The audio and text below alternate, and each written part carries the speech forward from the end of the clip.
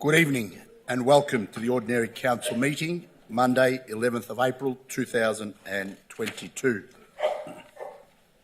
1. Meeting opening. 1.1. Attendance. Are there any apologies, Mr Benny?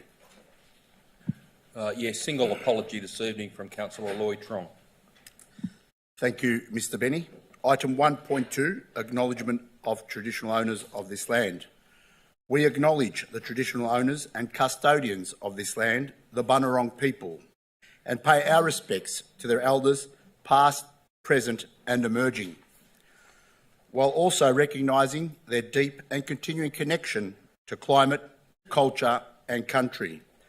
We also pay our respects to all Aboriginal and Torres Strait Islander peoples and their elders who may be present at this meeting today and acknowledge their journey.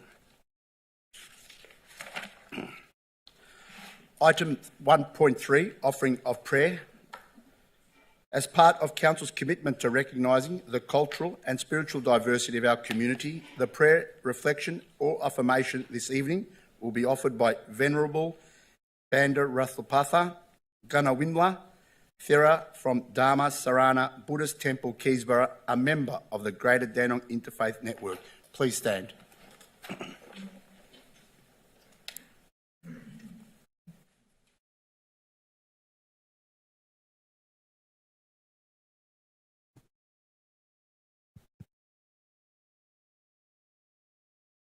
Namo tassa bhagavato arahato samma sambuddhassa. Namo tassa bhagavato arahato samma sambuddhassa. Namo tassa bhagavato arahato samma sambuddhassa.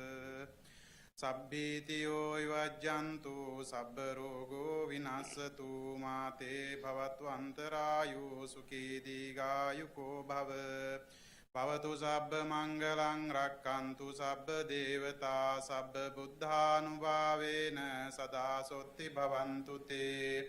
Bhavatu sabba mangalang rakkantu sabba devata sabba dhammanubhavena sada sotti bhavantu te.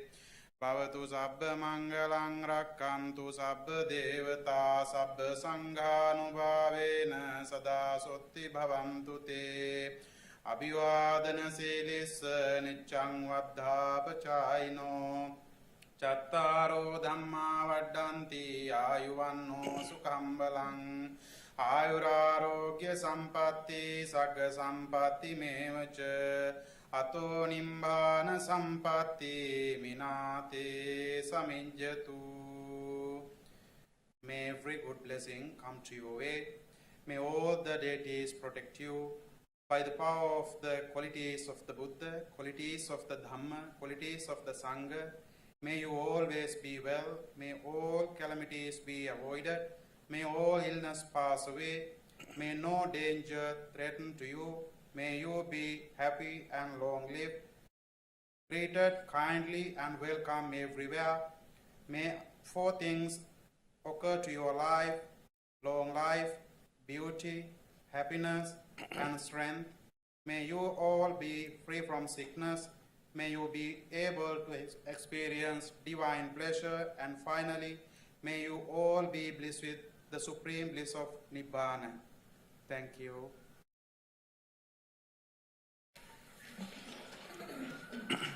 Thank you, Venerable. Item 1.4, confirmation of minutes of previous meeting of Council held on the 28th of March 2022. Moved by Councillor Dark, second by Councillor Milkovich. Are there any questions? Is there any opposition? If there is no opposition, I declare the motion carried.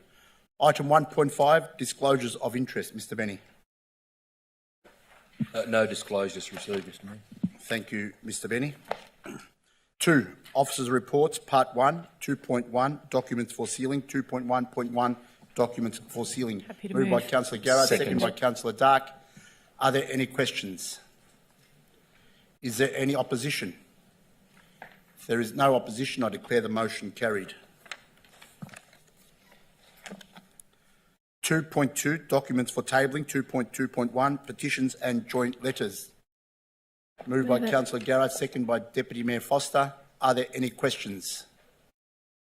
Is there any opposition? If there is no opposition, I declare the motion carried. Item 3, question time public. Mr Benny.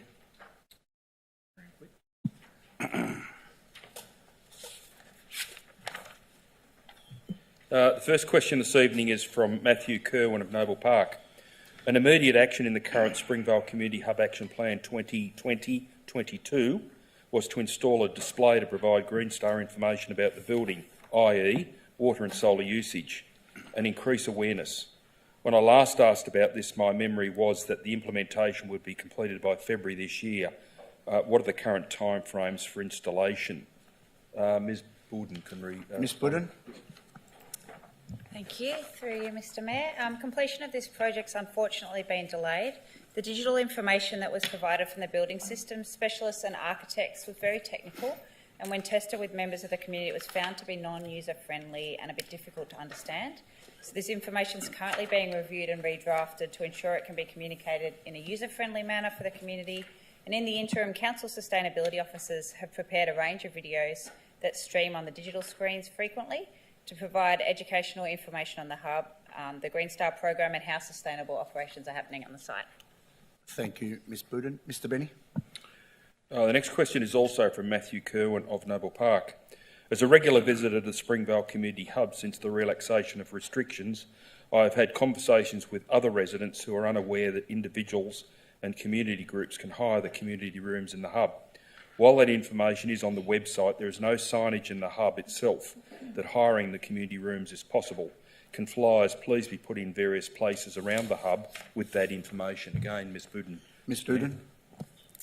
Thank you, through you, Mr Mayor. Thank you for that suggestion, Matthew Kerwin. During the last 2 COVID-19 impacted years, promotion of venue hire has primarily occurred digitally, but council officers are actually currently developing a new hard copy flyer that will incorporate venue hire information and encourage the community to book and use the spaces at the community hub, along with other key information.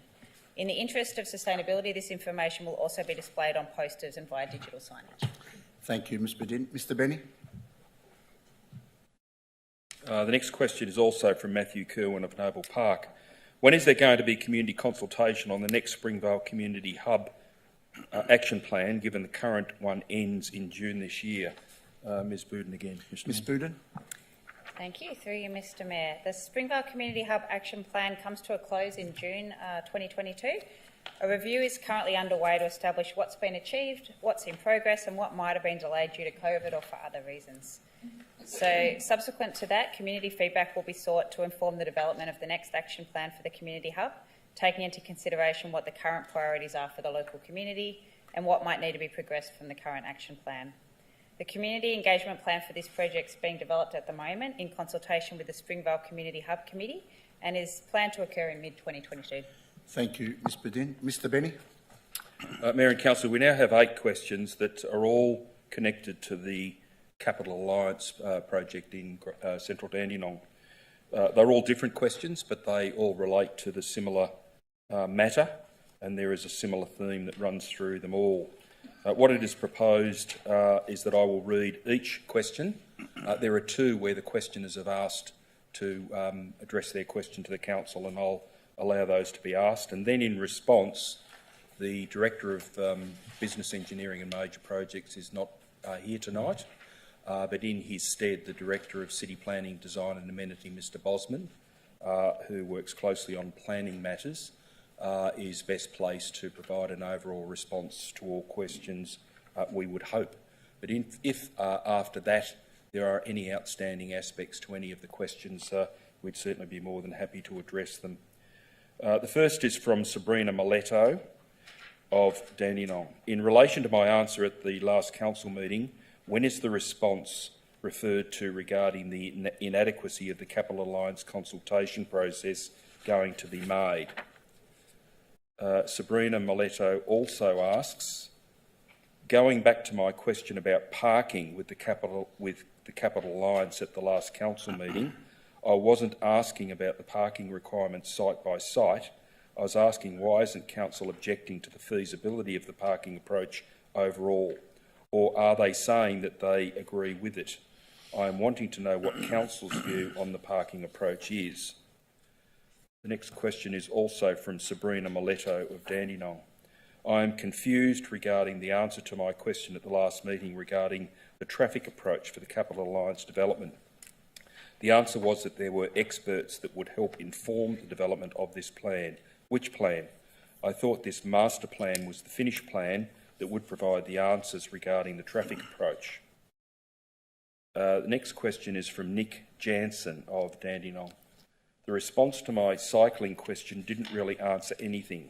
Council need to organise a meeting of residents to answer their questions about the half-baked proposal to develop the sites 11 to 15 in central Dandenong. When can that be done? And the next is from Clotilde Castro, I'm sorry if I mispronounced that name, of Dandenong. When will the Council convene a meeting of Dandenong residents regarding the redevelopment of Little India? Many are confused about the project, which has no token consultation. The next two questions,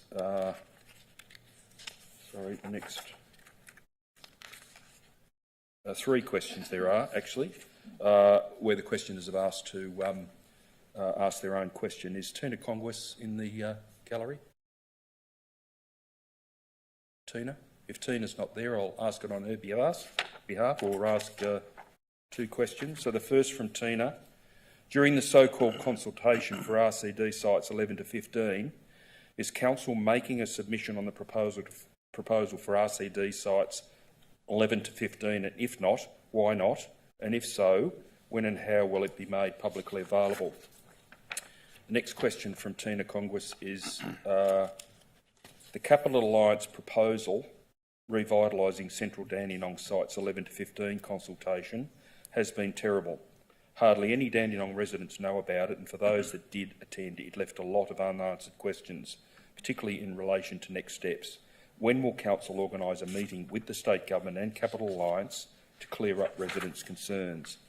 And the final question is from Teresa Zerga of Dandenong. Is Teresa in the gallery? Teresa has also asked to ask her own questions, and if she's not, the Dandenong Journal said this week the consultation on the Capital Alliance development was still open, but they seem to have removed the feedback form on the website. Has the consultation closed now, and why, given it has been so ridiculously short? If it is still open, how do you submit, and when is the closing date?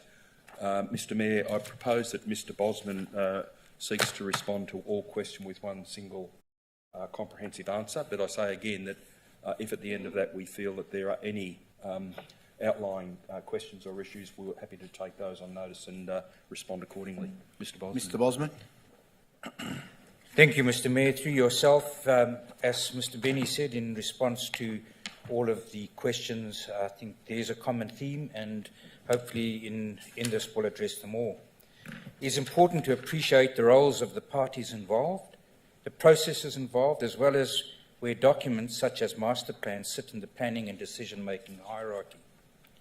The developments being envisioned by Capital Alliance is on land owned by the state government's development agency, Development Victoria. The land is not owned or controlled by council. Capital Alliance was chosen by Development Victoria as their preferred developer after they had been through a public process of calling for expressions of interest for the development of the subject land. A master plan is a high level, and I'm now addressing that part of the question which said I thought the master plan was the final plan. A master plan is a high-level strategic planning document, and it is this plan of theirs that Development Victoria and Capital Alliance took to the community to seek feedback on. A master plan is a long-term plan that provides a high-level vision and framework for how an area can grow and develop. The master plan outlines several principles regarding precinct traffic, transport, movement and access, and the future detailed planning framework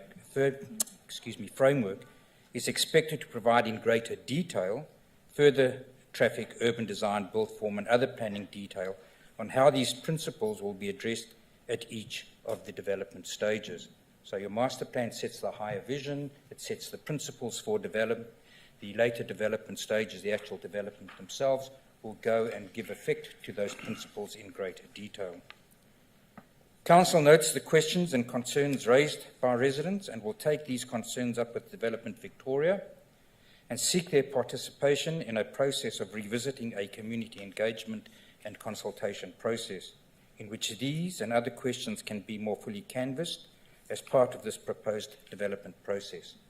Thank you, Mr. Mayor. And as Mr. Benny said, if there are further questions that need to be addressed, we can take those on notice and deal with those subsequent to this. Thank you, Mr. Mayor. Thank you, Mr Bosman. Mr Benny. Next question this evening is from Shivi Sinha of Dandenong. I read the answer for the question about the Dandenong Community Hub. Why is the detailed cost analysis expected to take another 2 months? If Council hire an architect or a quantity surveyor, it would be ready by the end of April. Ms Budden can respond. Ms Budden. Thank you. Through you, Mr Mayor. Councillors have requested additional alternative layouts and draft concept plans for the Dandenong Community Hub, including a detailed cost analysis of all alternative layouts and concept plans, in order to gain an understanding of the expected costs of all options being considered. The timeframe for delivery of the detailed cost analysis has therefore been adjusted accordingly. Thank you, Ms Budden. Mr Benny. The next question is from Sylvia Mastrogiovanni of Dandenong. It is good that there will be another Hemming Street Precinct Forum in May. Where can the minutes of at least discussion summary of the previous Hemming Street Forums held in March be found? Ms Budden. Ms Budden. Thank you. Through you, Mr Mayor. Council's website notes that the forum report will be available shortly. The draft report is currently with the Department of Justice and Community Safety Victoria and will be included on Council's website when released. Thank you, Ms Budden. Mr Benny. Next question is from Heather Lewis of Keysborough. Referring to the article on in the Dandenong Journal website yesterday, members speak on the South East on the GSEM election platform launch. Were candidates from all parties for the electorates of Bruce, Hotham and Isaacs invited to the launch by Greater Dandenong City Council, and if not, why not? The article says that GSEM left this matter to individual councils. One would hope that Greater Dandenong Council would want all political parties advocating for the interests of Greater Dandenong residents. In response, I can advise that I've read that newspaper article and I don't see where there's any mention that the invitation was left to individual councils. Individual councils were requested to contact a wide range of community groups. This council did that, and I think Greater Dandenong was very well represented at the launch by community and business groups alike. The matter of representation by MPs or candidates was left with the Greater South East Melbourne Secretariat, and I can say in relation to the City of Greater Dandenong's position, we've gone to appropriate lengths to advise all candidates, and we are monitoring that through the Australian Electoral Commission website in the forthcoming federal election that they can access, and we will provide to them a copy of Council's comprehensive election advocacy document, and also offering any candidate at any time the opportunity to come to Council and meet with the Mayor and myself, at which time we will hear anything they have to say and or provide answers to any questions. And we think in that way Greater Dandenong's position can be made clear to any candidate that has an interest in the needs of Greater Dandenong. The next question, Mr Mayor, is from Pam Naylor of Noble Park. Has Council asked DELP what sort of planning panel will hear the rezoning application for the proposed development in the Dandenong floodplains, and if not, why hasn't Council asked? And if Council has asked, what was the type of planning panel DELP said would be used? Mr Bosman can respond, Mr Mayor. Mr Bosman. Mr Mayor, thank you through yourself to Pam Naylor. Recent inquiries at DELP confirm that no application has been lodged with them. Should an application for a planning scheme amendment be lodged with either DELP or Council, further information will become clear and available at that time. Thank you, Mr Mayor. Thank you, Mr Bosman. Mr Benny. The next question is also from Pam Naylor of Noble Park. What is the status and timeframes of a proposed local law for trees on private land? There was a story in the Dandenong Journal in December saying it was going ahead, but there has been no news since then. Mr Bosman. Mr Bosman. Thank you, Mr Mayor. Again to Pam Naylor. Council is aiming for a report on the proposed tree protection local law to come forward to the Council at the end of June, beginning of July of this year. Thank you, Mr Mayor. Thank you, Mr Bosman. Mr Benny. The next question is from Peter O'Loughlin of Dandenong. Peter has requested to ask his question. If you'd like to come forward, please. Mr O'Loughlin. Thank you. There's it's sort of in three parts, but I can probably read it all together. Question one: all three questions relate to the removal of the 71 street trees on Hemmings and Weller Street. Question one: how can the removal of a significant amount of canopy coverage occur when it is in direct contradiction to the Council's own Greening Our City strategy, specifically the tree removal and retention criteria? Question two: what is the total cost of these works? And question three: are the funds coming from the state government grant recently given to Council for the Hemming Street area improvements?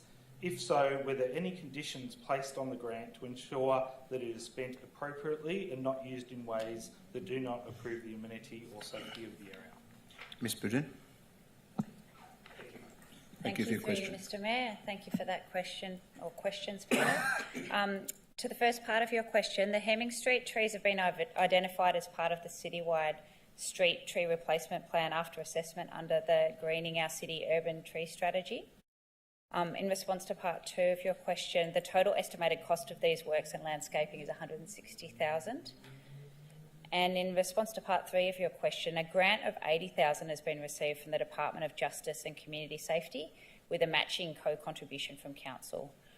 Should the scope of works approved through the grant be changed, Council officers would need to negotiate a variation with the Department of Justice and Community Safety.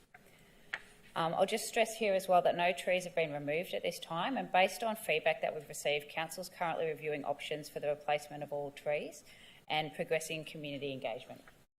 Thank you, Ms Budin. Mr Benny. Next question is from Mirko Velic of Dandenong. Mirko has also requested to ask his question. Mr Velic. A letter dated 29th of March referenced A8593728 informed the residents of Hemming Street that all the trees are to be cut down. This is supposedly in accordance with the Hemming Street Precinct Action Plan. It is not. In December 2020, a survey was undertaken to comment on the plan. People responded with their own suggestions like more police patrols, less rooming houses and vacant properties, as well as the improvement of lighting. There was never any mention of trees. The new plan appears to contradict the Council's Greening Our City strategy document. The greening document, which has dozens of citations to academic literature, indicates that keeping mature trees is better in many, many ways, including safety. This is based on existing studies. Note that the action plan has no references at all.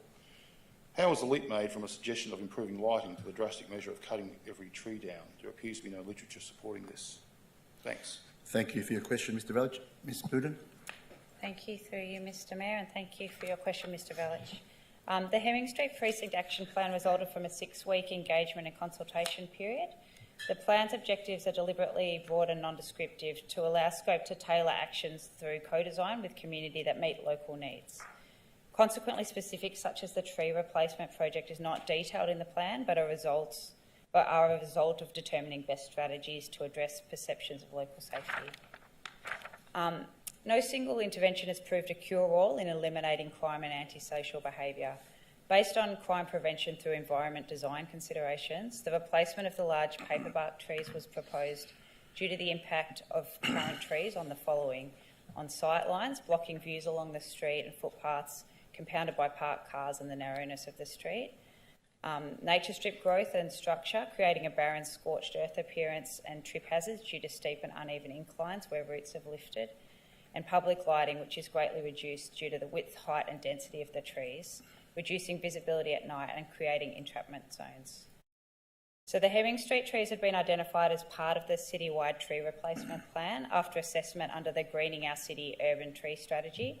and Council sought support and received $80,000 for this proposal from the Department of Justice and Community Safety, with a matching co-contribution from Council to replace the trees.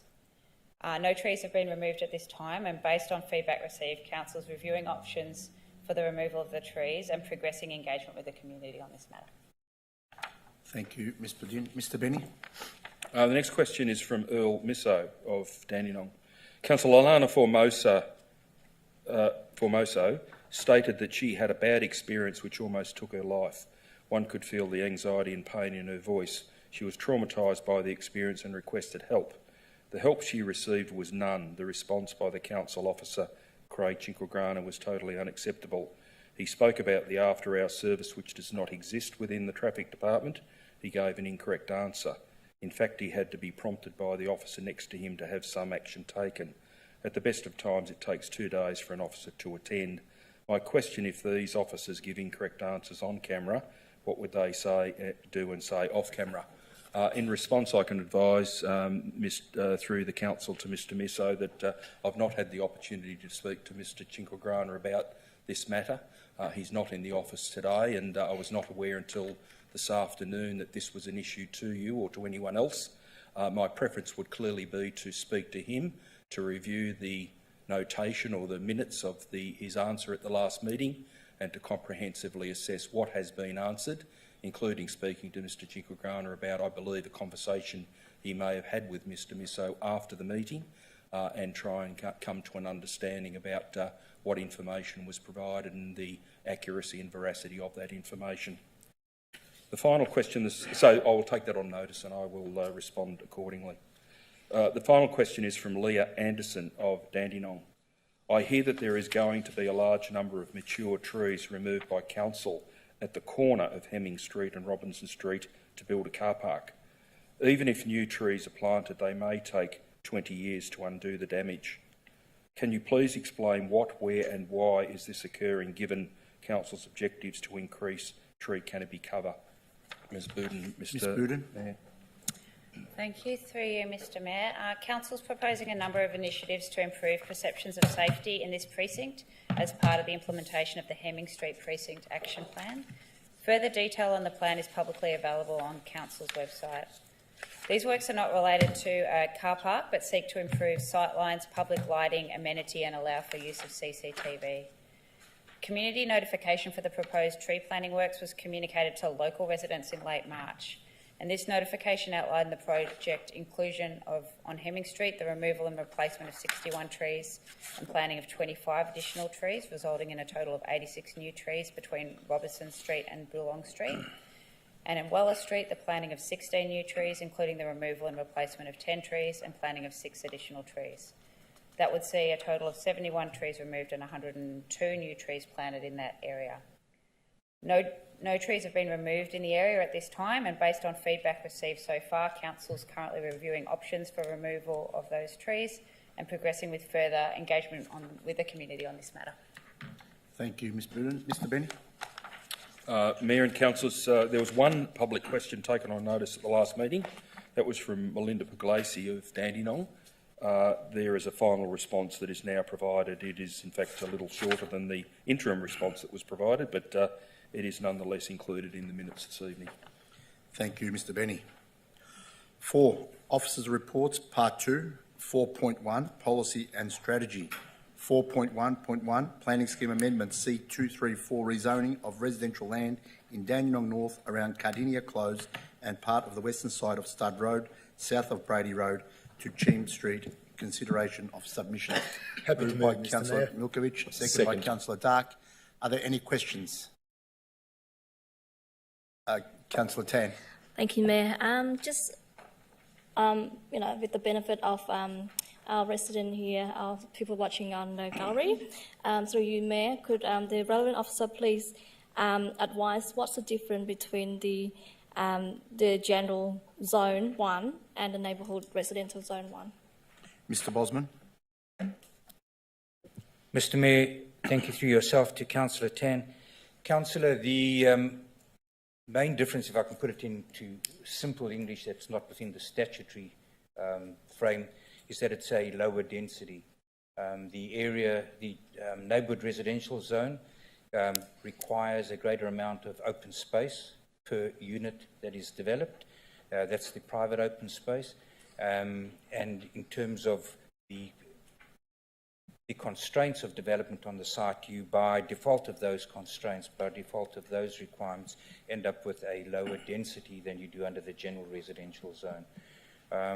The surrounding area, the area that's surrounding Cardinia Close in this particular strip, and those sites that have been identified on the western side of Stud Road, were seen to be out of kilter, I suppose, if you wish, with the rest of the neighbourhood, which is already neighbourhood residential zone, and the council took a resolution to have this particular area investigated to see whether we could bring that into line with the balance of the neighbourhood, which we did.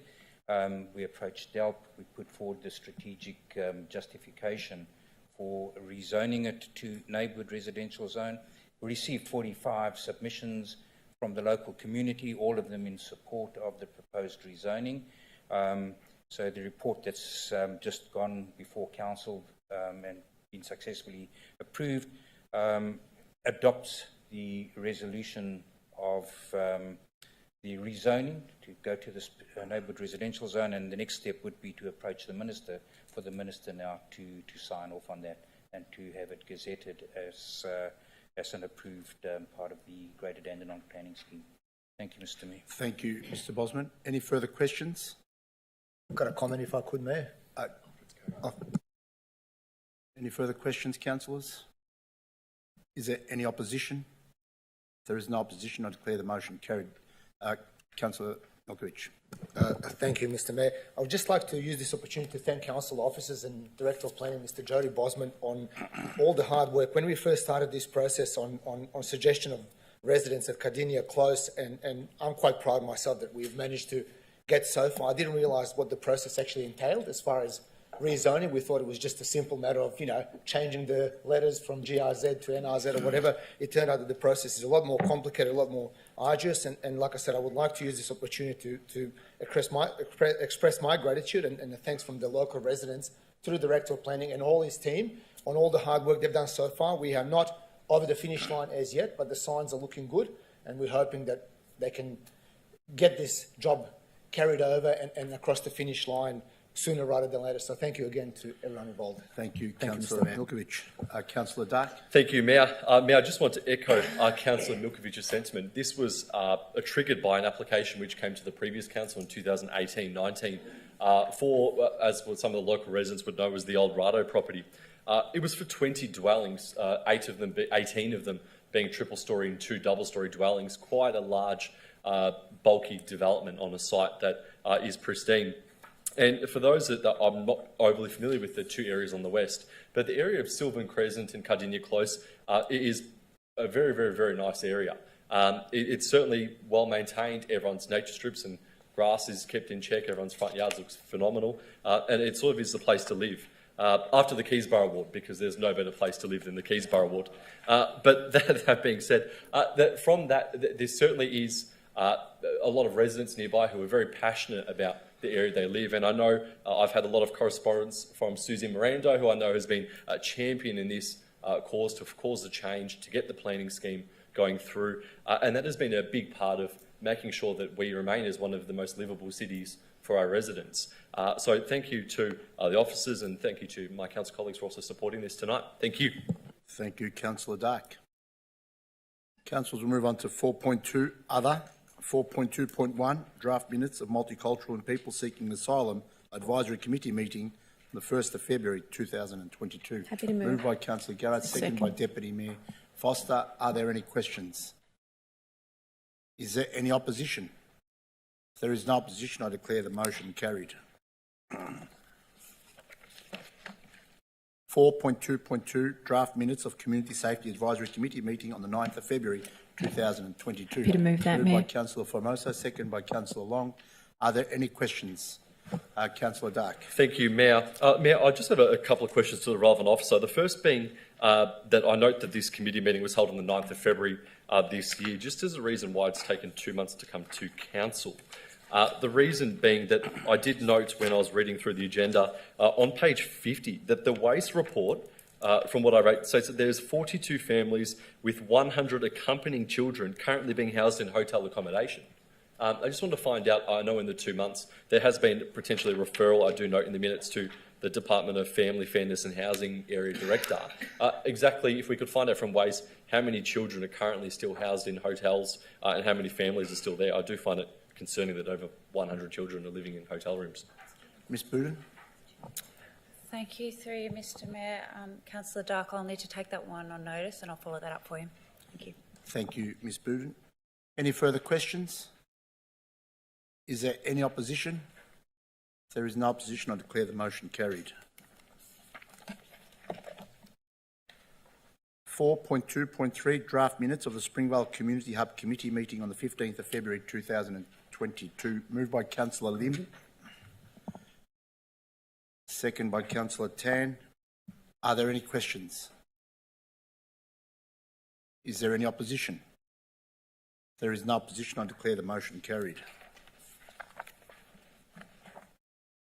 4.2.4 draft minutes of Cultural Heritage Advisory Committee meeting on the 17th of February 2022. Moved by Councillor Long. Happy to second that. Second by Councillor Formoso. Are there any questions? Is there any opposition? If there is no opposition, I declare the motion carried. 4.2.5 list of registered correspondence to Mayor and Councillors. Moved by Councillor Garrard, second by Councillor Lim. Are there any questions? Is there any opposition? If there is no opposition, I declare the motion carried. Item 5, notice of motion. There are none. Item 6, reports from councillors, delegated members and councillor questions. Councillor O'Reilly. Thank you, Mayor. No report this meeting. Thank you, Councillor O'Reilly. Councillor Formoso. Thank you, Mayor. Jam-packed couple of weeks in Dandenong. We've had an abundance of festivals, which has been fantastic. I personally attended the Keysborough Picnic Sunday, April 3rd, and of course the Sustainability Festival Saturday for 9th of April. Wasn't able to get my kids away from the animal enclosure that we had there, so they definitely got their money's worth having my kids attend. It was a really good day, beautiful weather. Probably wanted a few more in attendance, so that's something we probably need to look at for future events. And I also had the pleasure of attending the Cambodian New Year celebration at Burton Park, which was hosted by the Youth Cambodian group, which was wonderful, which I attended obviously with my colleagues, Councillor Sophie Tan and Councillor Richard Lim. So thank you for having me. It was a lovely day and a lovely event. And I did learn how to say Happy New Year in Cambodian, but I've now forgotten that, of course, so I'll have to work on that for next year. I do have a quick question to the relevant officer through you, Mayor, regarding Heritage Preschool. I had a meeting with them last week, and they're extremely grateful that we finally got the crossing implemented there in February of this year. However, there seems to be some unfinished works, perhaps because there's no signage. There's a lot of confusion with the drivers that are not knowing whether to stop. Some stop, some go through.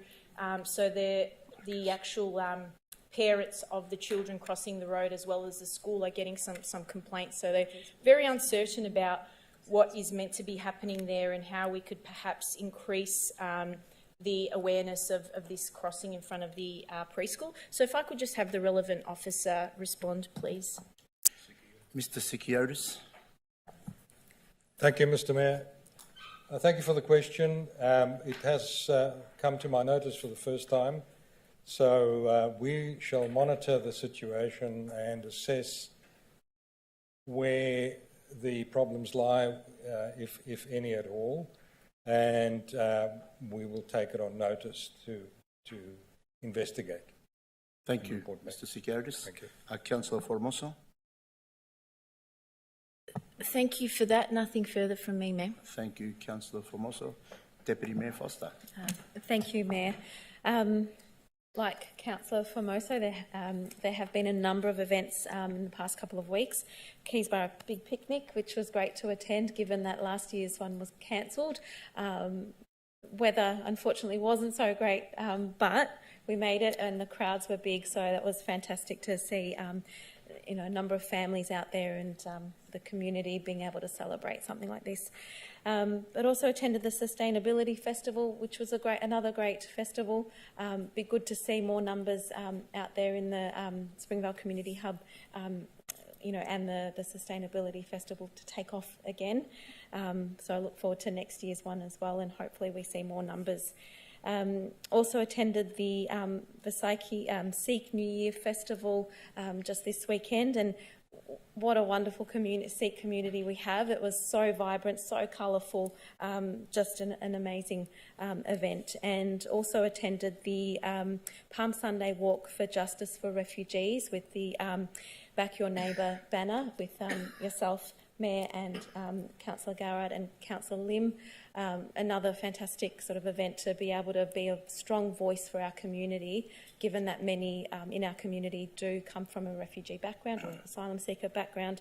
And I think it's really important that we voice our concerns and voice our opinions about being able to free the refugees. And it's fantastic that those refugees that were in the Park Hotel have since been freed. And again, I'd like to thank both yourself, Mayor, and Councillor Garrard for representing us in Canberra a couple of weeks ago.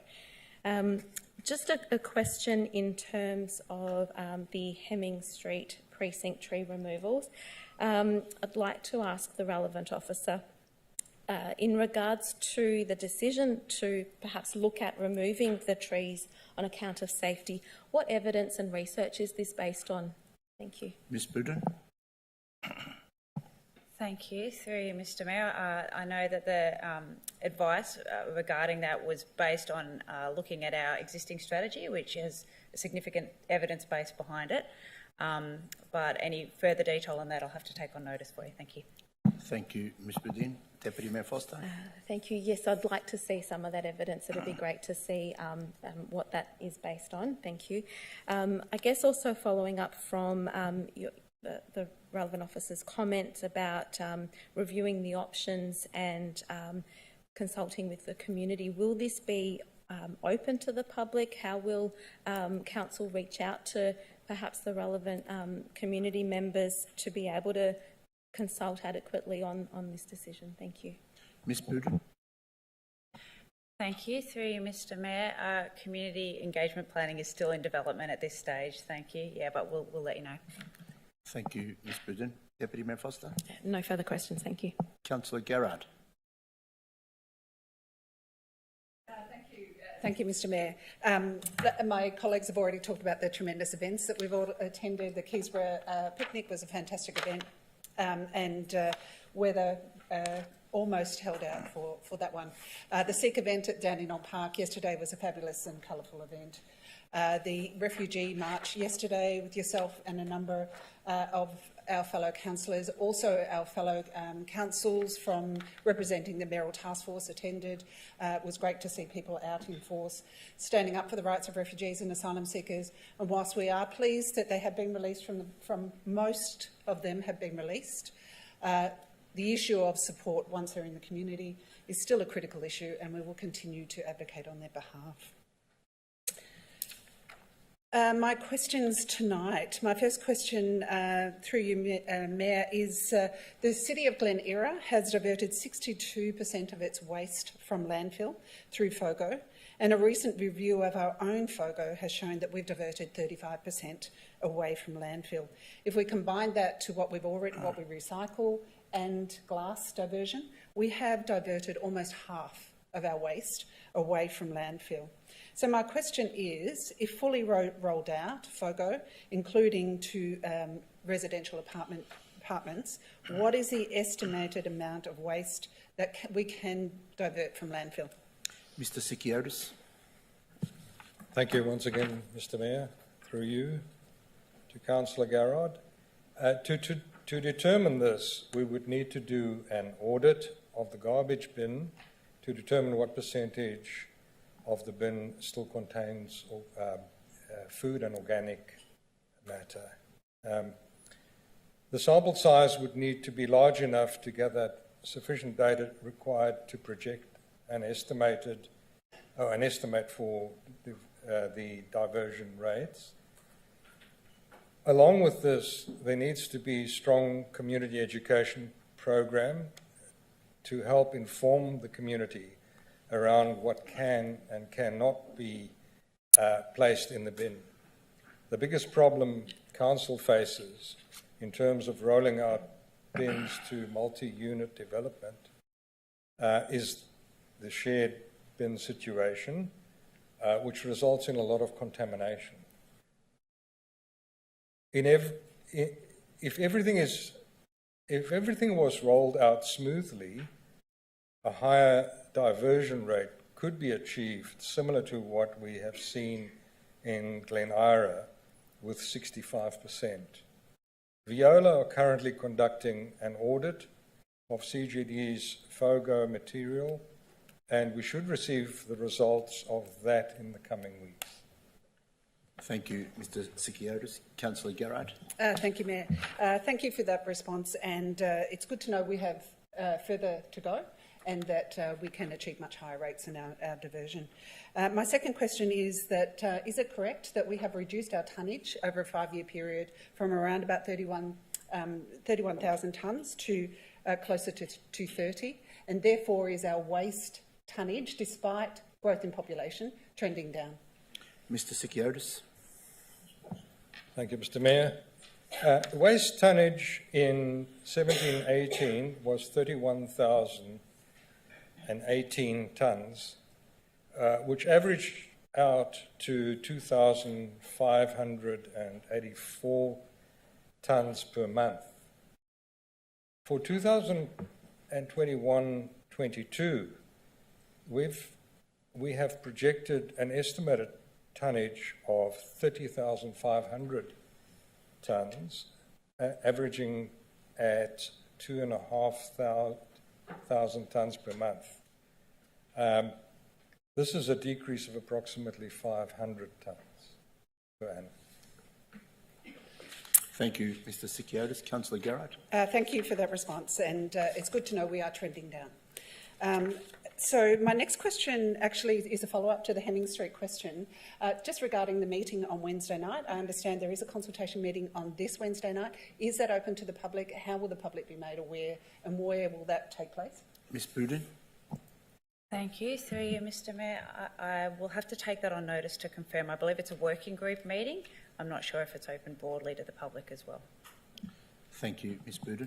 Councillor Garrard. So just a follow-up question. Given it's Monday night, if it's open to the public, how will... Ms Boudin. Through you, Mr Mayor. If it is open to the public, I would expect that would already be advertised, unless there's a new one being called. Yeah, but I will have to check the details. I just don't know tonight myself. Thank you, Ms Boudin. Councillor Garrard.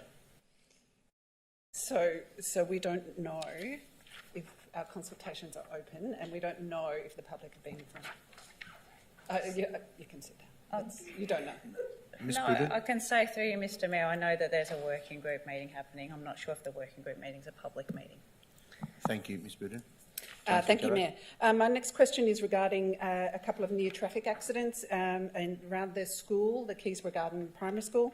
To reduce the risk to the students attending primary school, will the council put in flashing speed limits in Chapel and Holmesley Road in Keysborough South? Mr Sikiotis.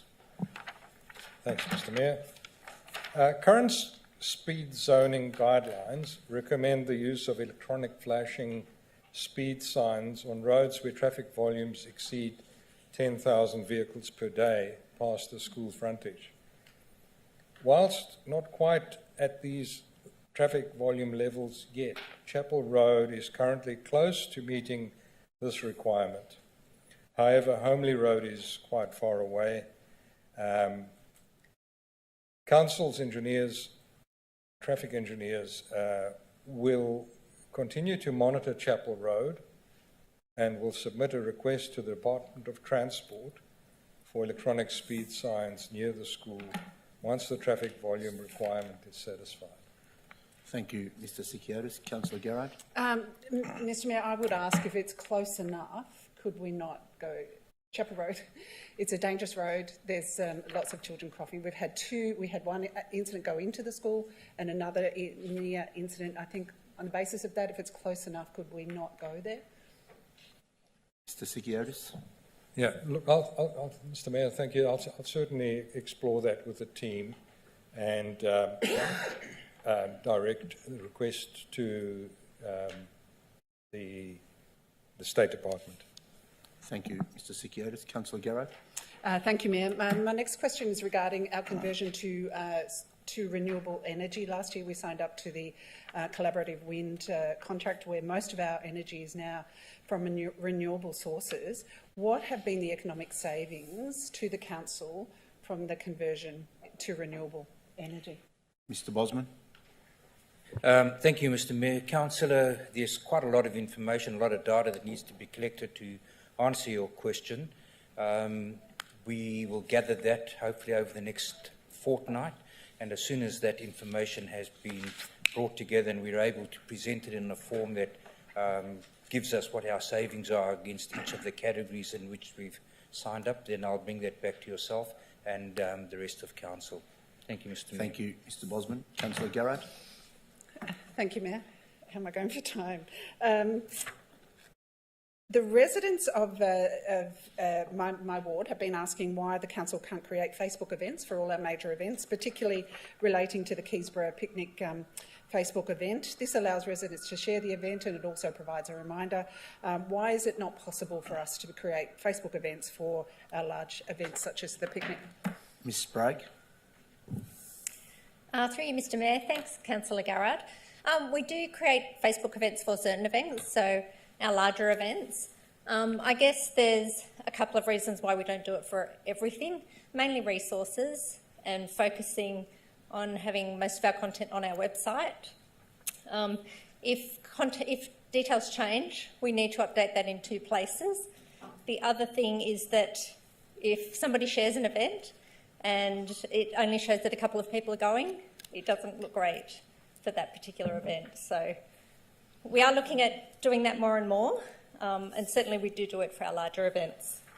Thank you, Ms Sprague. Councillor Garrard. Thank you, Mayor. Can I suggest that the look of the page is not the issue, that if it increases residents' likelihood of attending events, and the Keysborough Big Picnic was a major event, I suggest that we do it.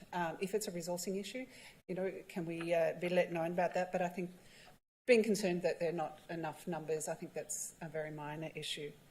Mr Mayor, my next question is, when will the Keysborough Hub contract go out to tender? Without notice. Mr Sikiotis. Can you repeat the question, Councillor? When will the Keysborough Hub contract go out to tender? Mr Mayor, I'll need to take that on notice. Thank you, Mr Benny. I don't know either, but my understanding from Mr Kearsley, I thought he reported this a couple of weeks ago, that there have been some difficulties experienced by the architectural firm and that has contributed to a brief delay. But my understanding is it will be some 6 to 8 weeks before the matter will go out to tender, or give approximately 6 to 8 weeks. Thank you, Mr Benny. Councillor Garrard. Thank you, Mr Benny. My final question is, when will the Greater Dandenong Mobile Environment Centre contract be awarded? Without notice. Mr Bosman. Mr Mayor, thank you through yourself. Councillor, I'll follow up and get an answer to the question to yourself and with the councillors. So leave that with me and I'll investigate. Thank you. Thank you, Mr Bosman. Councillor Garrard. Thank you. Councillor Long. These are some of the events that I've attended since my last formal meeting. On the 29th of March, I attended the online meeting with the DMPL. 31st of March, I attended the 32nd anniversary lunch for the Napoli Family Club at Menzies Avenue Hall. On the 7th of April, I attended a toast to Phil Robinson's retirement at the OC. And on the 9th of March, I attended the Sustainability Festival at the Springvale Community Hub. That's all I've got. Thank you. Thank you, Councillor Long. Councillor Lim. Thank you, Mayor. Just would like to inform everyone about some events that I attended the last fortnight. On Thursday, the 31st of March, I had a good meeting with Major Warren Elliott, actually, from Salvation Army, and also Miss Lee Ann Wong. She's a relationship manager of multicultural community.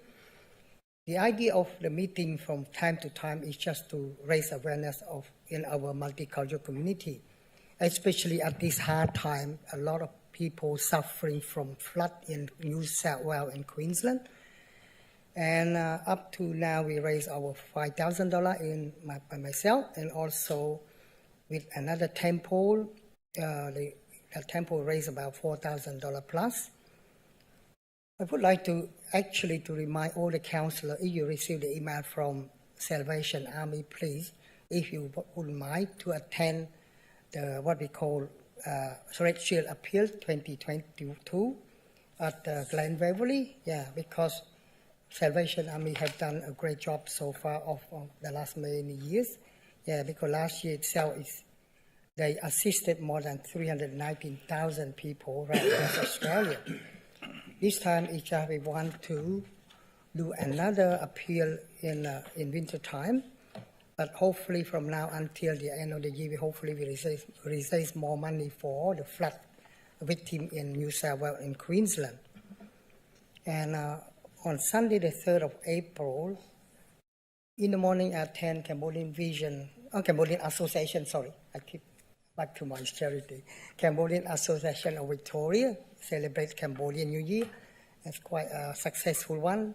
And at night time, we attend with Mayor Jimameti, with Sophie Tan at the morning as well, and a few more councillors, Councillor Lana Formoso, and who else I can remember. Oh, Sean O'Reilly. Forgot all about you, Sean. Yeah, that's a great night as well. We had a good, and plus a few MP attend on that night as well. On Wednesday, the 6th of April, I attend the Citizenship Ceremony with Mayor and also Mr. Julian Hill, Mayor Jimameti.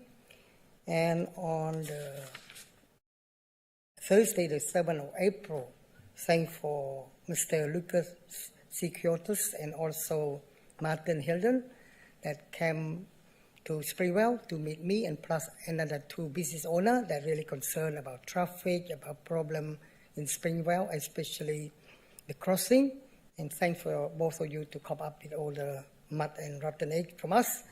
But very great feedback, and also you gave us some clear picture about the problem. And my point is this, I asked the question later on actually. Yeah, that's a good one, because the other 2 gentlemen that joined with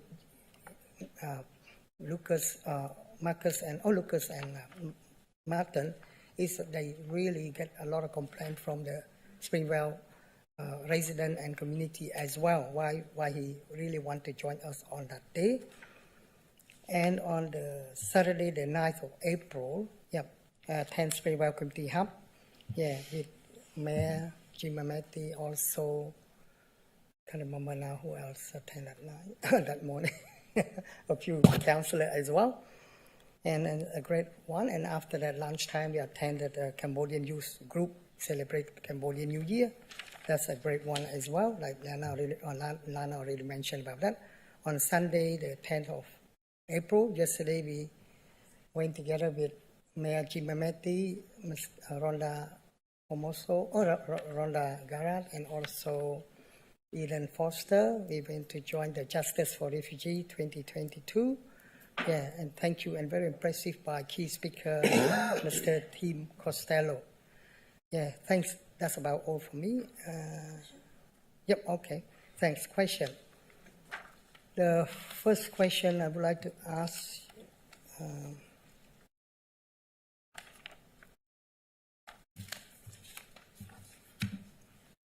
my first question is regarding to the number 8 Balmoral Avenue multi-story car park again.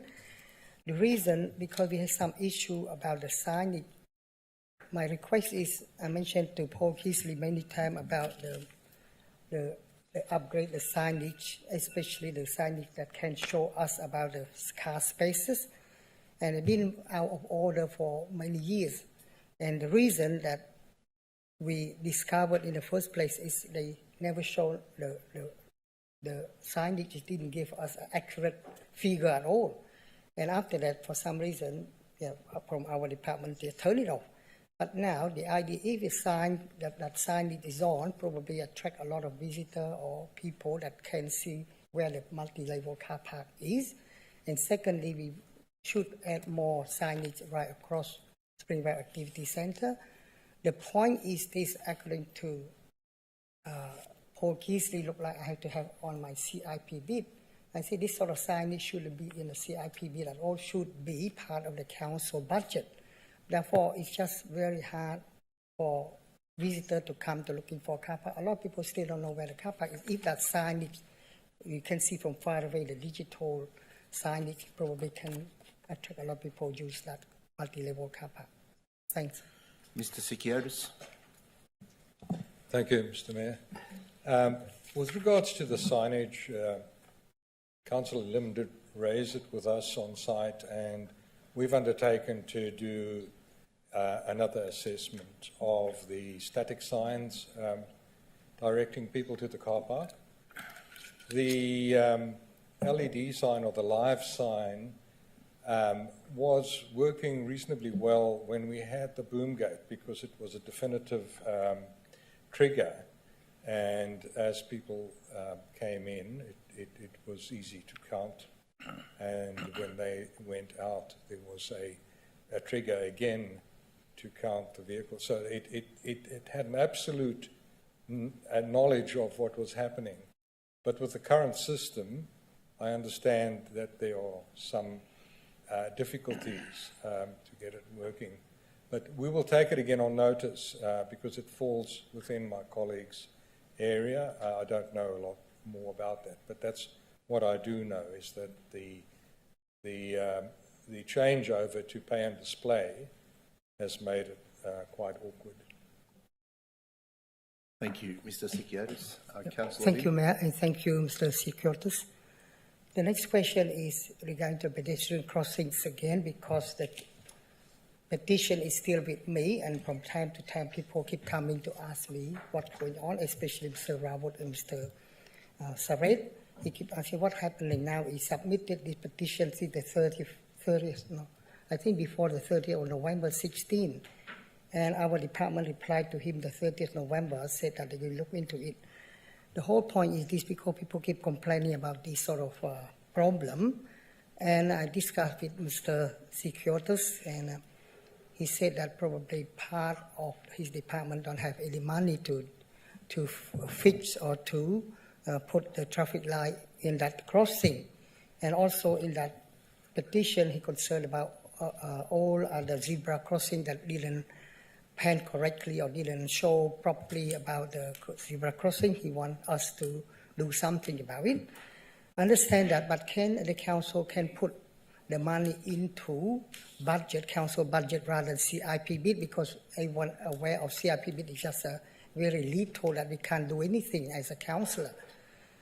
And my point is, if we can use the council budget to fix all those problems, probably better, because this is regard to the traffic, not to do with my ward as such, because this is part of our city of Greater Dandenong. Thanks, Mayor. Mr. Sikiotis. Thanks again. I think it's a question we'd have to take on notice because it does involve the CIP budget, and the first opportunity may well be at a mid-year review. However, I'm acutely aware of budget pressures, and the crossing in the format that it was put forward by Councillor Lim is in the CIP. However, it's one of those that at the moment falls under the line, as do virtually all infrastructure projects. So I can't comment any further on the budget. I have to take that on notice. Thank you, Mr. Sikiotis. Councillor Lim. Thank you, Mayor. Thank you, Mr. Sikiotis. Now, back to the street light again at Springvale Activity Centre, especially Buckingham Avenue and other street. People still come to complain to me, especially business owners. They said very dark, and according to one of the one of the council officers said that the light is enough, according to their study, whatever. To me, if they can come after 6:30, 7 o'clock with me to have a look at those street lights, to me it's very dim and it's not right. Somewhere, somehow, in the color is brown light, what we call the color is like a yellowish instead of LED light. If we can change to LED light, probably look brighter to me. Yeah, if anything that we can do something about that would be very helpful for our Springvale Activity Centre.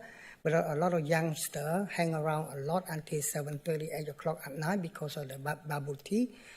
They love to come to meet each other there, and they come to, have some sort of supper or whatever, dinner at Springvale Activity Centre. Thank you for that. Mr. Sikiotis. Thanks, Mr. Mayor. We do have, and I know my colleague has people who do the testing at night. We measure the intensity of light, and we've got standards. And again, like all infrastructure projects that competes across the board, and it's not the only place where we're investigating street lighting, but we'll take it as an assessment that needs to be done. We'll put it on the list. Thank you, Mr. Sikiotis. Councillor Lim. Thank you, Mayor, and thank you, Mr. Sikiotis. Actually, almost every Monday that I come for the council meeting, the corner of Lonsdale or Princess Highway and the corner of Claw Street, the traffic there, the cycle is so rapid, very quickly, only 1 or 2 cars can get through, or sometimes 3 cars the most, and sometimes, like today, it's just a congestion. There's maybe a truck trying to turn into Thomas Street, and therefore the whole car jam through, and Princess Highway totally blocked along the street, and just the car holding at each other, scream at each other there, and we stuck there for quite a few minutes. And to me, can we do something that let the people that want to turn right into Close Street a bit longer rather than half of a few seconds, maybe a bit longer, therefore less congestion and less trouble to all the driver. Thank you. Thanks once again. That intersection is, it falls in the management domain of what was Vic Roads, the Department of Transport. And they do have hardware and software that monitors the traffic volumes and the demands in each of the turning directions. So we can direct your specific issue to them as a question, and I'm happy to do that.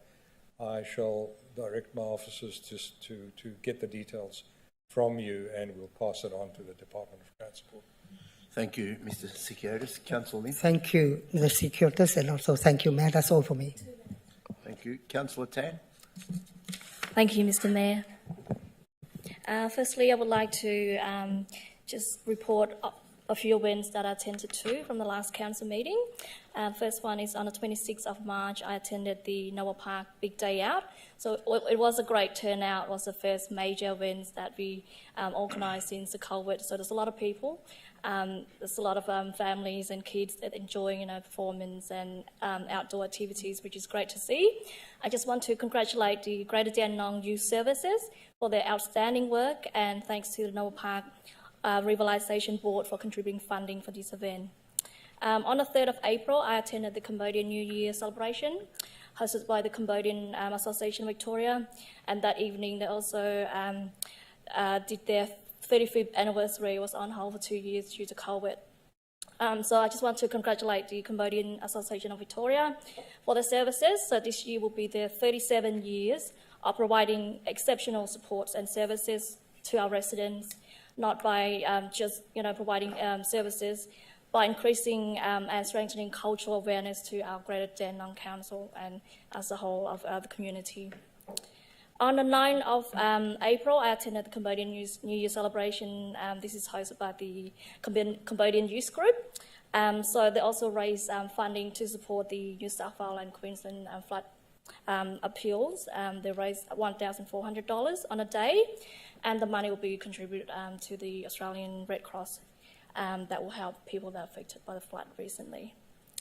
And on the same day, I attended the Sustainability Festival, which is at Springvale Community Hub. So it was a great turnout compared to last year, as we know, because of due to COVID.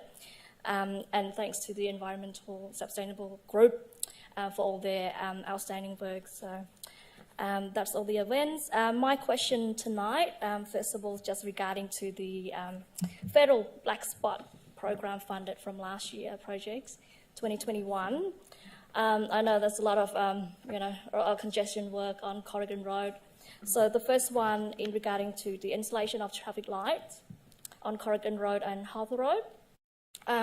Through you, Mr. Mayor, I just want to find out through the relevant officer, could you please advise what's the completion on this project? Mr. Sikiotis. Thank you. I didn't quite get the full question. I know it has to do with the traffic lights on Corrigan Road and Harbour Road. Yeah, installation of the new traffic light. Yeah, I think there's just a delay in the delivery, but that's been approved, and I'll take it on notice to establish exactly what's happening. Thank you, Mr. Sikiotis. Councillor Tan. Yep. The second one is regarding to installation of raised platform treatments. It is on Bloomfield Road, Noble Park and Keysborough. Could you please find out an update as well? And the third one, it's the razor platform and intersections and modified intersection on Joyce Parade and Henry Street. That's in Noble Park as well. Mr. Sikiotis. Yeah, once again, I'll take these on notice and we'll get back to the councillor. Thank you, Mr. Sikiotis. Councillor Tan.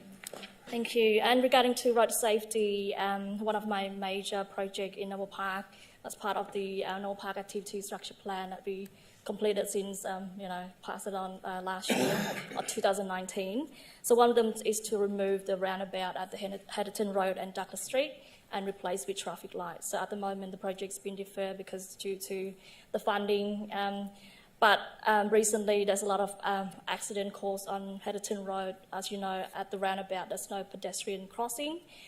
People have to walk all the way straight to toward Noble Park RSL, wait for the traffic light to cross over to the skate park, also to park. So that's one of the main, main concern for pedestrian plus cyclists as well. So through you, Mr. Mayor, with the relevant officer, could you please investigate what can we do in the meantime in terms of pedestrian crossing? And can we build something there or just a little crossing? So investigate with the costing, how much does it cost to get it done? Thanks. Mr. Sikiotis.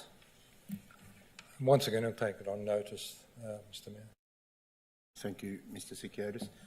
Councillor Tan, I think I can write a letter to the Department of Transport and the federal government for some funding, and also if we can actually see the cases of accidents and write that into them. So I'm more than happy to do that.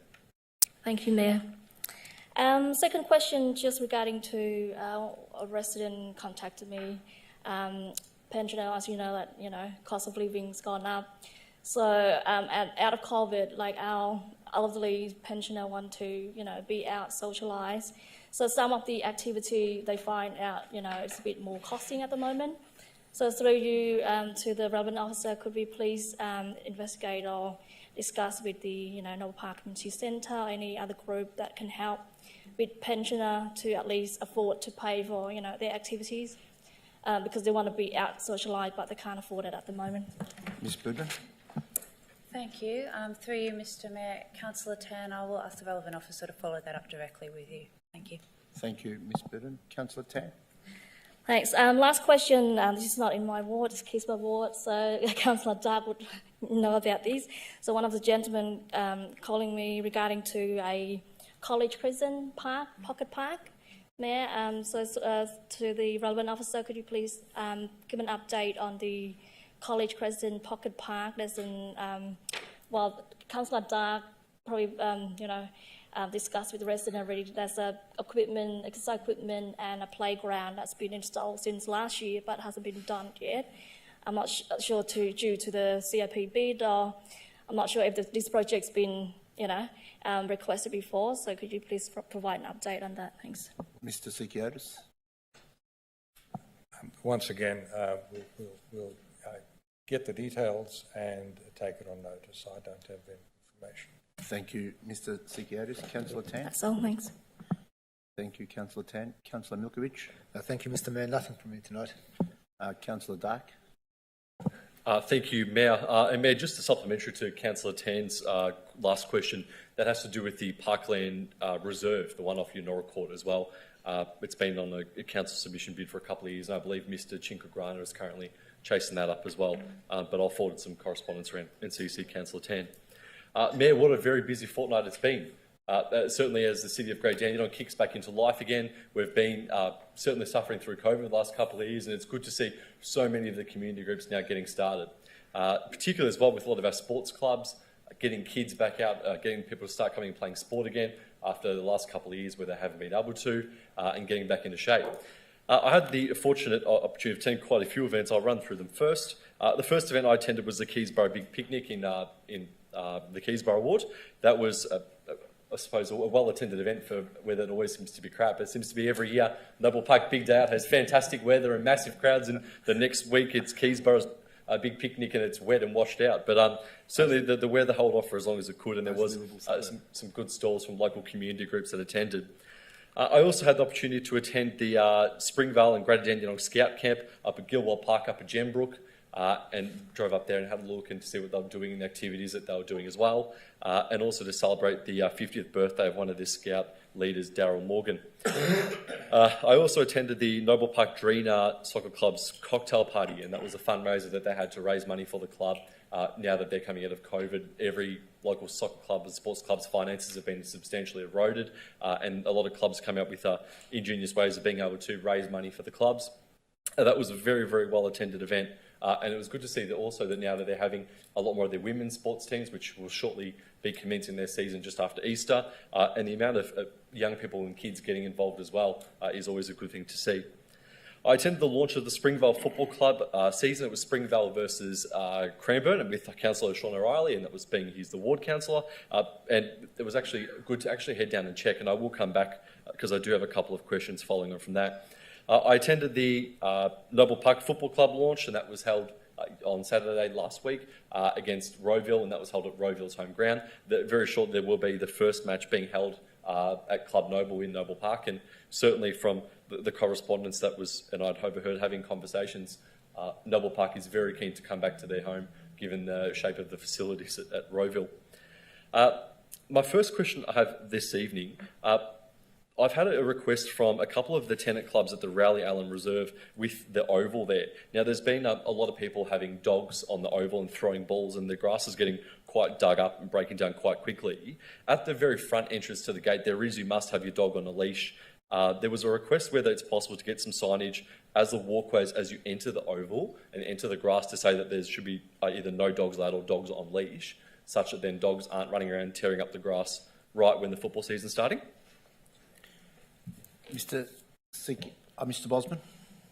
Mr. Mayor, thank you to yourself. Councillor, yes, we can make those arrangements. I'll liaise with Mr. Sikiotis and we'll put some appropriate signage up there. Obviously, it's just about raising the level of awareness of visitors to the reserve, so you can leave that with us. Thank you, Mr. Bosman. Councillor Day. Thank you, Mayor. Mayor, my next question is with regards to the Wachter Reserve Playground. Now, the Wachter Reserve Playground is currently undertaking a new playground. It was funded in the previous budget and their stage one is being conducted. I just want to find out what we're currently doing with the original playground that's there, what council's policies are, whether it gets scrapped or whether it gets relocated, or what happens with our old playgrounds as they become rejuvenated. Mr. Sikiotis. Thanks. I'll need to take that one on notice. Thanks. Thank you, Mr. Benny. Yeah, can I give a very general? We'll look specifically at that reserve, but most playgrounds are replaced because they are out of date, potentially unsafe.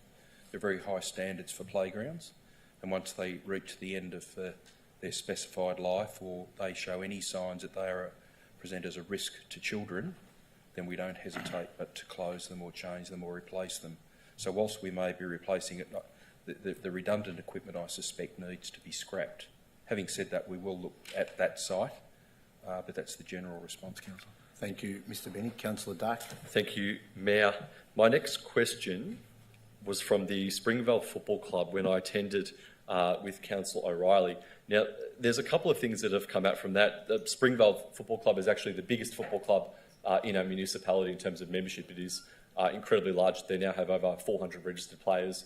The football netball team, particularly the netball, they're fielding, from what I heard, approximately 8 to 10 rounds of female teams in the netball.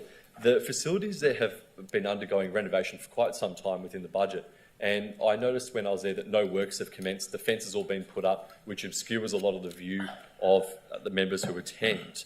And from that, there has been a lot of queries and a lot of concerns. There's been almost a portable village being constructed on the complete opposite side of the reserve, which some commentary was made from the Cranbourne Football Club that the facilities were very, very small. The Cranbourne was basically forced to operate and to get changed in one shipping container on one reserve, and the hot water was not going into the facility, so they had no provision for showers, and it was quite embarrassing given that they are now a Division 1 club playing in the highest ranking within the Southern Football League, that we're having clubs attending our municipality and attending our grounds to find that the services are in a very, very poor state.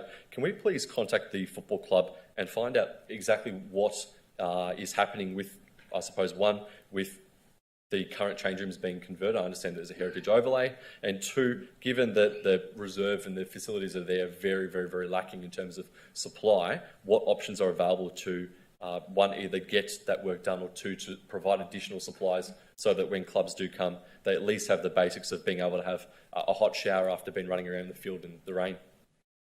Mr Sikiotis. Thank you, Mr Mayor. We will certainly take that as a request and process. Thank you, Mr Sikiotis. Councillor Dark. Thank you, Mayor. Mayor, how could I forget that we attended one of the best events I've had so far this year, and certainly in the last couple of years as well, with the second Springvale Scouts Deb Ball held at the Grand on Princess, I believe it's called. And that was a very, very, very well-attended event. I'm told that there was over 280 people that attended. We had very fortunate enough to have a special guest in Peter Hitchener, the 9 News host, and he was actually there, yourself, and Gary Steinhardt, who was the State Commissioner of Scouts in Victoria. And it was a very, very, very good event, actually, to have so many young people get involved, come in and celebrate, and be able to actually perform and to show off where, I suppose, they're going. The ambition of a lot of the kids is phenomenal, as well as they have a lot of life goals, but also to the organisers, Kristen Clark and Leanne Morgan, the hours that it would put in to organise a Deb Ball for a local scout group, to sell the tickets, to get it organised, is something I think is absolutely a phenomenal achievement. I think it might be worthwhile if we could please just write a letter thanking both Kristen and Leanne for holding a Deb Ball and inviting us to it, and then also providing support to the local community. Happy to do that, Councillor Dark, and I can concur. It was a great evening. Councillor Dark. Thank you, man. No further questions. Thank you, Councillor Dark. Some of the events I attended the Vietnamese Australian Senior Association of Victorian certificate presentation. The President, Nancy Scorin, and the team have done a fantastic job. It was the first meeting that they had face-to-face due to COVID, and my understanding that they've had over 1,000 hours on Zoom with their members. So very, very well done for a senior organisation, and great to keep the community close together over that time. I also attended the Dandenong South Primary School Magical Getaway Foundation, and also Dandenong Council staff have contributed funds for 5 families to attend a weekend in Phillip Island. These kids came from a very low socioeconomic background, so they paid for 5 of those families with their children to attend over a weekend in Phillip Island, and I had a photo with those kids before they were leaving, and you could the smile on their face was so big, and if it wasn't for the Magical Getaway Foundation and Dandenong Council staff, they wouldn't have had that opportunity. So great initiative, and it was great to be part of it. We also hosted the Ministerial Forum Empowering Communities in Dandenong, hearing the voices of the Hemming Street Precinct community with the Honourable Natalie Hutchins MP, who in this room with many activists and community groups, I think there was probably over 50 people, and I've got to commend the Minister. She arrived here at 9 o'clock and didn't leave till it was finished about 1:30, so nearly 5 hours. We had the Year of the Minister and the community to advocate, and empowering communities. Dandenong is a great initiative. I also met with the Regis Regional Assembly. Interesting to hear of what's happening over there and understanding, and also understanding the community that they have in Greater Dandenong as well. I also attended the Bakhtar Women of the Year Award dinner. The Bakhtar Women, it's an Afghanistan group, but very progressive group. They've been in Australia for a long time, and one of the first Afghanistan groups to be in Greater Dandenong. They're the Bakhtar group, and fantastic to hear the stories of the women in our community. I also attended the Children's Advisory Group meeting, election of the junior mayor, who was Maya Durakovic from the Keysborough Gardens Primary School, and it was great to have the Children's Advisory Committee come together and elect a junior mayor. I think there was over 20 schools that were participating, and the mayor was elected by their peers, so the children elected their own junior mayor, and I'd like to congratulate Maya Durakovic, who will do a splendid job as junior mayor in 2022. She also attended a function with me on the weekend and made a lovely speech, and I'm looking forward to working very closely with the junior mayor and to hear about the Children's Advisory Group. They will have 4 meetings, I think, this year, and they will share their work and knowledge with us in council, because we need to learn from not only from the older people but also from the younger people in our community. And I can say that the future is looking very bright with our younger generation. I also attended the Staff Memorial Day, which council holds on an annual basis to remember the staff of the City of Greater Dandenong who have passed away, and it was a lovely ceremony where lots of staff attended. Also, I attended the Take media photo for Take a Swing handover of the keys to a car. For the first time ever, somebody hit a hole in one and won a car, and it was great to be at the presentation, and the winner was pretty rapt, and the money raised this year went to women's in Langhorne Street, which $35,000 was raised, and Wellsprings for Women were very appreciative of that $35,000, which they want to have a caravan where they can actually go around the city and sell food at different festivals or functions. So these women who gather at Wellsprings will benefit from the fundraiser. I also attended the Dandenong Thunder and Dandenong City local derby, which is the Jim Mehmedi Cup, which was a 1-1 draw, and I think the Dandenong Thunder hold the cup, as I was the previous winner in the previous year. So we look forward to the match again later on in this year. We are the 2 biggest clubs in our city, Dandenong Thunder and Dandenong City. It was great to be there with, amongst other councillors, and over 3,000 people in attendance. I also attended the Noble Park Big Day Out, as some councillors said. The weather, the sunshine was out, the community was out. It was one of the biggest events for 2022. To see so much happening in Ross Reserve, it was fantastic, and it's got to be thankful to the Noble Park Advisory Board, who Lee Talama's chairs, and who's done a great job, and many of the projects, over $2 million have been contributed from the Victorian Government, and also to our youth services, who solely looked after the event. They had the opportunity to do whatever they want. They had a free rein, and I'll tell you what, they probably run it better than what we would have. So congratulations to the youth services, who did a fantastic job.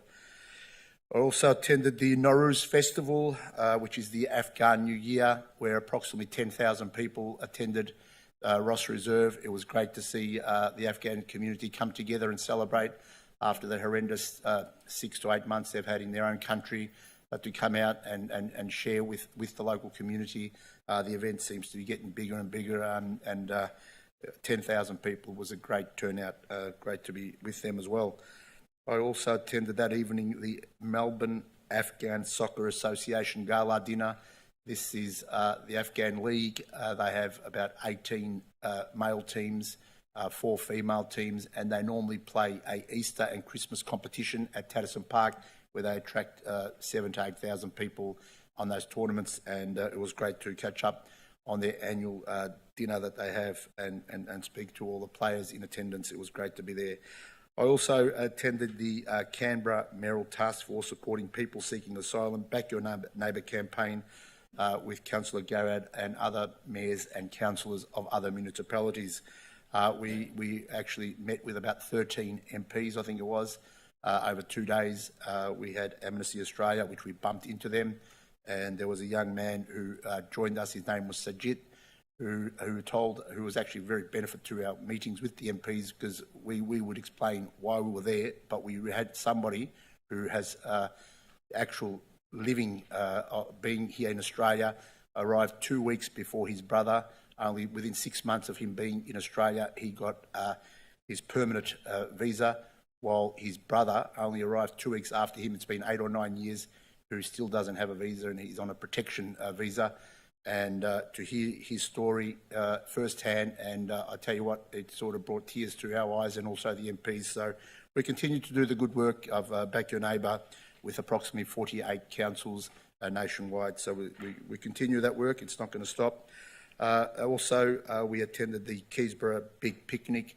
Unfortunately, once again, the weather seems to be bad every time we have the Keysborough Picnic. Maybe it's Tim's fault, I think. But anyway, we'll have to probably pick another day and make sure we don't let Tim know which day we're going to pick, and hopefully the sun will come out and we will have a great time. But honestly, it was a fantastic day, even though the clouds were very cloudy. It sort of rained a little bit, but the community didn't faze them. They stayed out, danced, jumped around, enjoyed themselves. The music was great. And the one-man band, the Mexican, he told some jokes. I'm not going to tell you his jokes, but I'll tell you after the meetings, even if anybody wants to hear. But it was quite funny.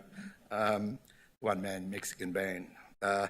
Also, I had the opportunity to do the sod turning ceremony at the Woolworths Dandenong Junction Neighbourhood Shopping Centre, which is on the corner of Gladstone Road and Princess Highway.